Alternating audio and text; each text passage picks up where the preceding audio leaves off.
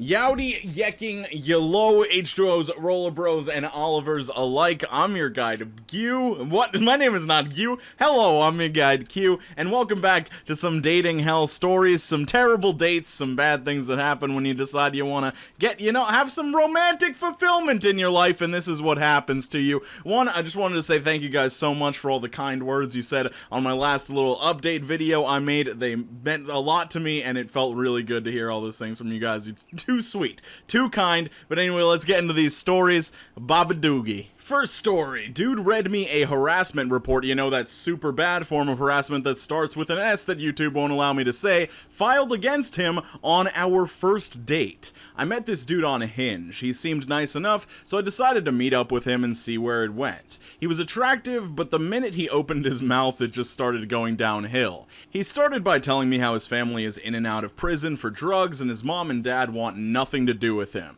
It was a little heavy for the first date, but I don't have the most functional family, so I can empathize. Then he starts telling me about his time in the Marine Corps. He had been married, but they got divorced. He told me his wife left him for another man and called her a whore, but then sheepishly mentioned that he cheated on her a lot. Okay, so she's a whore, but you're not for messing around with other people? Are you sure she left you, or did she just get tired of your cheating? I don't think that was a good sign. After they got divorced, he tells me how he had two NJPs, non-judicial punishments, one for assault and the other for that terrible type of harassment. He tells me he did punch a dude, but then had no idea why he was accused of harassment. Then he pulled the report up on his phone, IDK why he had it saved on his phone, and he starts reading the report to me. I'm just mortified at this point. I'm ready to leave, but I play it cool. We leave, and when I get home, he texts me and asks if I'm not interested, probably picking up on my body language. I decided to be honest and told him that I wasn't interested. He started getting mad and complained about having to pay for the date. I drove an hour to see him, so I don't really feel all that sorry for him. Then he got angrier when I didn't respond and told me I was a slut who was only interested in hooking up, which didn't make sense, but okay then. Worst date of my life. I do not in the slightest understand this logic. Like, my only thought is like, oh, hey, you're a woman. I got accused of harassment. Let me know. Look at this report and let me know why you think this dumb broad would have accused me of that. Like, come on. Otherwise, if you legitimately feel as though you were wrongly accused of something like that, I feel like bringing all of this stuff up on the first date is just a horrible idea. Like, keep it a little bit more light than that. Alright, this one's a lot longer and very, very strange. Sorry, I had to use extra thick sals to cover up the TLDR because it kind of spoils the entire thing. I can demand things of you, but you can't demand things of me. This happened about a year ago, so I'm fuzzy on some of the details, but it's hard to forget the general story of what happened. So I decided to try a dating app because I've had a hard time meeting people. Shortly after I got my account set up, this guy messages me. He seems nice and we start chatting. A day or so later, after talking basically all day, he asked to be friends on Facebook. I agree and add him and we talk from Messenger from then on. After talking non-stop for a little bit, he asks me out, I agreed, and we planned a date for a few weeks from then. There were a few red flags though, the first being that maybe 4 to 5 days after we start talking, he mentions how I'm nicer than other girls because they usually stop talking to him for no reason. I tried to give everyone the benefit of the doubt and suggest that maybe the girl he was talking with was going through something that he didn't know about that had caused her to stop replying.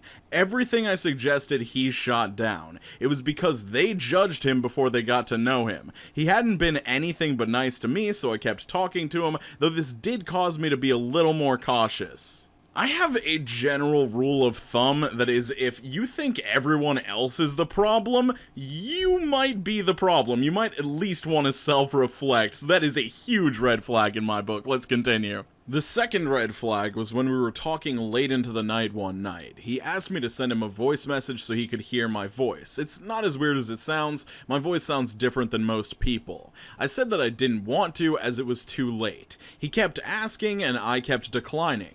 The next morning he messaged me saying that he was disappointed the previous night, so because I disappointed him, I owed him 2 voice messages. At first I laughed it off thinking he was joking, but he was serious. Finally, after him pestering me most of the morning, I snapped and told him that it wasn't my fault he was disappointed, as I didn't promise him anything and I didn't owe him anything. He blew up, saying how I wasn't the person he thought I was and saying how rude I was being. I tried to explain my reasoning, but he didn't want to hear any of it. Eventually, I conceded that I could have worded it better so as to not be so harsh. He kept blaming me, so I kept reminding him that I said that because of how demanding he came off, but he didn't want to accept any blame. He said that I was boring him because he wanted to stop talking about it, but I kept bringing it up.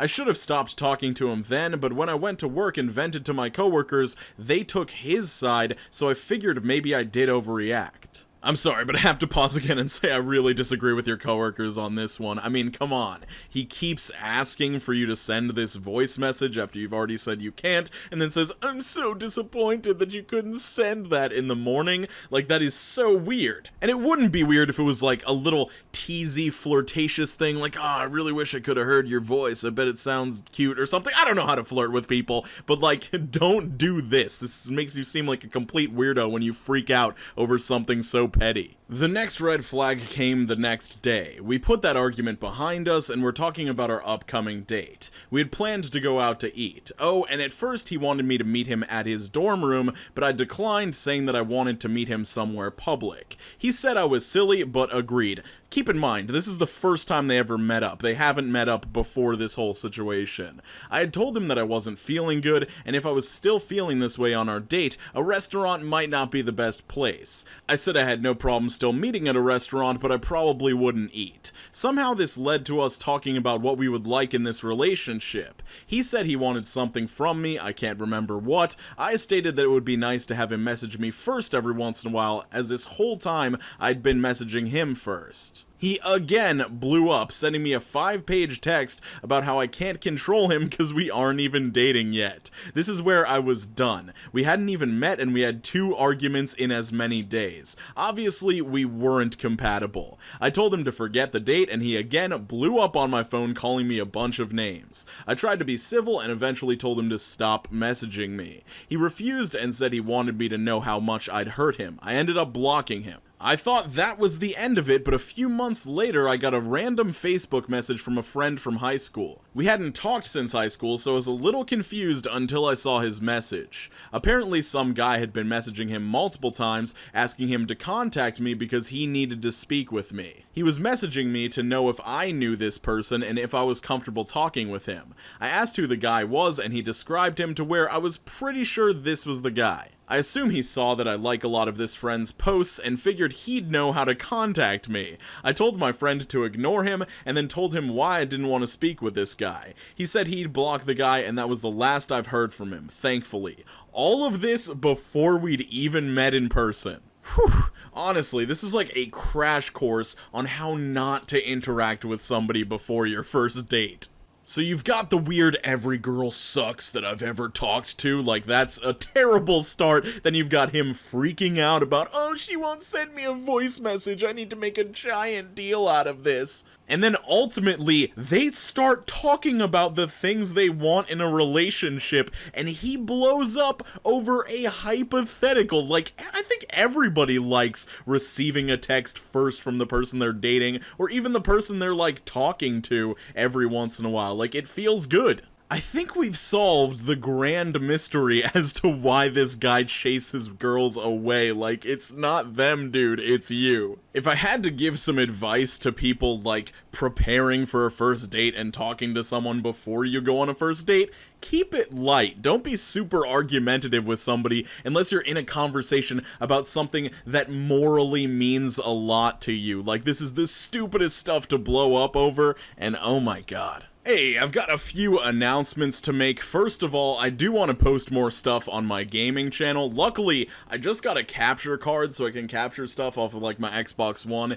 and my Xbox 360, so I'm going to be trying to record some Let's Plays and also do some more live streams over on Twitch and maybe on this channel too that I will then post on the GameQ channel. Like you can see, there's one live stream from the main channel over on GameQ right now if you want to check out that. But yeah, I just picked up some games recently, like Blair Witch. I've been playing a little bit of Layers of Fear. I have Alien Isolation. I want to play some 7 Days to Die, and I think I'm going to be doing a lot of those with, like, face cam, especially for the scary games. Like, it's so much better to get somebody's facial reaction than just their audio reaction to, like, a jump scare or tension or something like that. So yeah, I'm really, like, I'm trying to hold myself accountable to making more stuff over there, because I'm really into it, but sometimes I just end up, like, focusing on other things. But yeah, so check that out, sub over there if you're interested. I'll leave a link in the description and the comments down below. If you don't see me posting over there, bother me in the comments about it.